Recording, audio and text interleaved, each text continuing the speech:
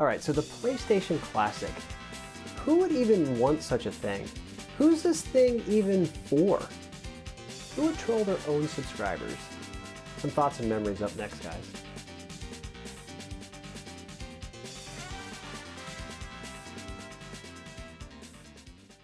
So I knew that the PlayStation Classic was long rumored, but I was caught a little off guard when this was announced on Wednesday.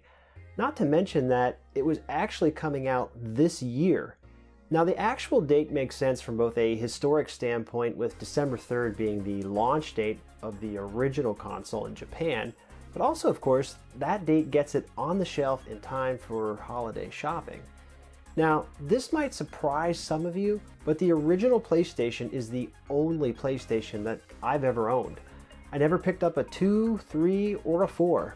I don't even know if I can genuinely pinpoint why that is, but I was enamored by the launch of the Sega Dreamcast in '99, and then of course picked up Nintendo's latest and greatest console, the GameCube, in 2001, and I just never went back to Sony.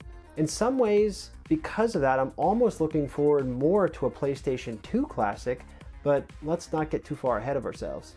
Another possible reason for my lack of PlayStations may have to do with the time in my life when I acquired the first one. I was already in college, already had my N64, and in general was busy doing college freshman things and discovering all of what Long Island had to offer in 1997. But there was this game that I had loved playing in the local arcade in my high school days called 2-on-2 Open Ice Challenge. In short, if you aren't familiar, it's NBA Jam for hockey, and I absolutely loved it. Well, I learned that a port existed for the PlayStation, and when I found that out, I had to buy one. So just to clarify, you are hearing this correctly, I initially bought my PlayStation for one game only, and that game was Midway's Open Ice. Of course, that wasn't the only game I would end up buying for the system, and if I'm being completely transparent about things, the PlayStation would ultimately open up doors for me to learn about system modification and CD backups. Because of this, and being at a university, I played and experienced a decent amount of games for the PlayStation, and that's probably a good segue back to our PlayStation Classic talk. What games are ultimately going to ship with this? At the time of this recording, we have 5 confirmed: Final Fantasy VII, Wild Arms, Tekken 3, Ridge Racer Type 4, and Jumping Flash.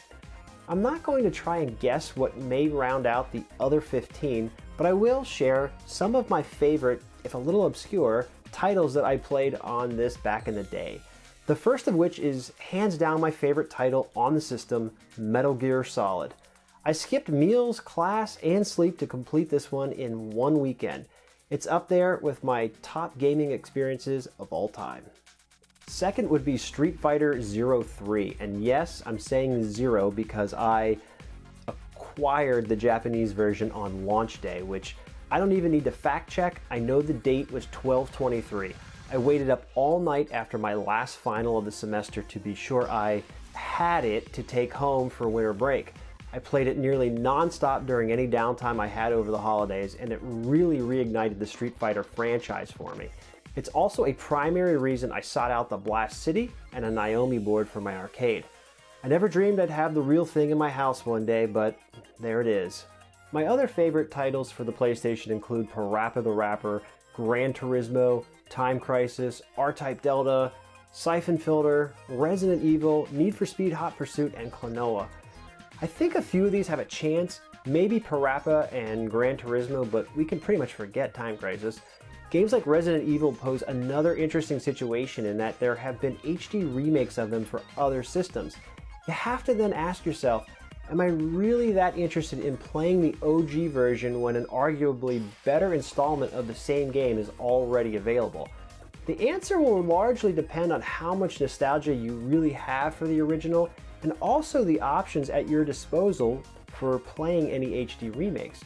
We've kind of sort of seen this with Mario and Super Mario All-Stars with the Nintendo Classics, but nothing quite to this scale where we are pitting an early 3D graphics game against its much cleaner looking remake. And let's be honest about that, a lot of early 3D graphics games have aged terribly. And I'm not singling out Sony on that, I'm saying early 3D games in general are just ugly in most cases. But now you're taking those graphics and putting them literally on display on a modern television. Granted, there are some great 2D games for PlayStation, such as Gunner's Heaven, that could look great, but I doubt those are going to be the majority of the games that we see on the final list. Games aside, let's talk a little about the actual hardware. I think this device is interesting because it's a classic console that is emulating a disc-based system. Now, a lot of you, and myself included, have emulated PlayStation on a RetroPie. A lot of games work really well, you might even argue flawlessly, and then there are some other games that have some issues. The PlayStation Classic, though, is cool because it's an opportunity for us to get licensed emulation from the original manufacturer. So in theory, all included games should be working 100% as intended. So assuming this does get hacked, does it then become the go-to device for PlayStation emulation? I think that remains to be seen, but it's certainly possible that it will at the very least open doors for this device to be the go-to PlayStation in some gamers' setups. As I said before, I don't have any other PlayStations that would serve in that capacity, so a PlayStation with an HDMI out is definitely a welcomed addition for me at this point. That also calls into question the size capacity of this device. My guess is that the games on this will have compressed audio to save space. Some of you out there who have emulated games for disc-based consoles have already seen this done with RIP CD images to get them down to a smaller, more manageable size. The emulator in turn is then able to recognize and play the games with whatever audio formats the emulator supports.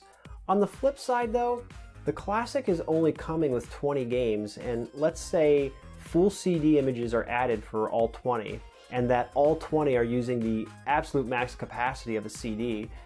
That's still only about 14 or 15 gigs in the worst case, which really isn't all that crazy by today's standards. That said though, my bet is still on compression. So back to my original question, who wants this? Who is this for? I'm a guy who is relatively lukewarm on PlayStation, but would also really like to have an official product with an HDMI out without investing into more consoles that I quite honestly don't think I would even play if I did have the time. And as I mentioned, two of my top gaming memories of all time were a result of the original PlayStation. So from a nostalgia standpoint, I certainly don't mind having a mini version of it as a collector piece to remind me of those days gone by. So yes, the graphics will be ugly. I may be crippled from a library standpoint. We aren't going to be getting the analog controls, at least not yet. And the PlayStation TV already exists today. But hey, in this case, this is for me. As always guys, thanks for watching. Don't forget to like, subscribe, and drop your own thoughts on the PlayStation Classic down below. Until next time, later guys.